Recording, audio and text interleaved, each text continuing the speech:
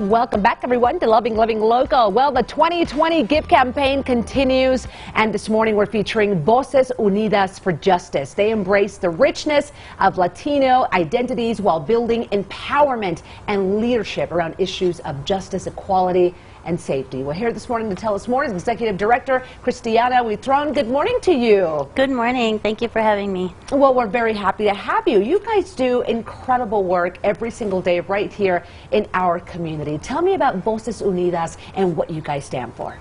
So Voces Unidas for Justice is a culturally based organization, nonprofit, 501c3. We work to respond to the violence that people have experienced in their lives and also to prevent it. And we do so from a cultural perspective and in both languages, English and Spanish. And Spanglish if we had that. Right, and Spanglish is a real thing, let me tell you. Why do you think, Cristiana, it is important to take a cultural approach when you're dealing with people who have been through some sort of violence? Yes. So our culture comes from when we're very young, right? Of course, the totality of our lifetime, but it's really the language of our heart, whether it's an actual spoken language or the way you look at the world, right? So when we're dealing with some of the most intimate injuries that a person has experienced, often that we've not told anyone else, and often that comes with great shame, we want to reduce any barriers. And so speaking that cultural language, so to say, is really important. It really is. Now, you have something called a promotora. What does that mean? Promotora literally means promoter, right? Okay. But our promotoras are promotoras de paz, promoters of peace. And so they are lay people in the neighborhoods, in the communities, in the churches that are educated on how to recognize, respond, and refer for domestic violence, sexual assault, sexual harassment at work, different ways that people might need to contact us for support. Right, and you know, you guys really are such a great resource because when I hear you say violence, anything that may be bothering somebody out there, you guys are there for them every single day. Talk to me about confidential victim advocate and what kind of roles they play. Absolutely. So a confidential victim advocate is that. They have to belong to a community-based organization, and they are by law meant to keep everything confidential. But they can accompany a person to court or therapy, or they're there to reduce barriers and raise education about what it is. We'll take calls even if people haven't experienced violence. You think your neighbor has, or your daughter, or you're worried, or you have questions. That's what an advocate will do, is help you get your own answers. You know, this is really incredible. For people watching this morning, can anybody basically come to you, and are you guys available for anybody in the community? How does that work? Absolutely. So while we come from a cultural perspective and do everything in Spanish and English, everybody's welcome, right?